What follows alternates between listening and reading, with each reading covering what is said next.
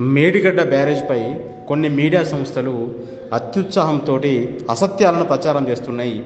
Medigadda barrage ఇప్పుడు ఎట్లా ఉందో, అంటే గతంలో మొన్న వర్షాల కంటే ముందు ఎట్లా ఉందో ప్రస్తుతం కూడా అట్లాగే ఉంది.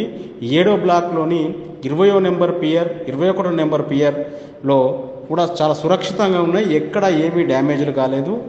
ఒక ప్రచారం, ఒక విజువల్ను చూపెట్టి ఏదో ప్రచారం చేసే ప్రయత్నం చేస్తున్నారు. ఈరోజు మధ్యాహ్నం కూడా ఫీల్డ్ ఇంజనీర్లు వెళ్ళి మేడిగడ్డ బ్యారేజీని, ఆ దెబ్బతిన్న బ్లాక్లను పరిశీలించారు. ఎక్కడ కూడా ఎలాంటి డ్యామేజీలు లేవు.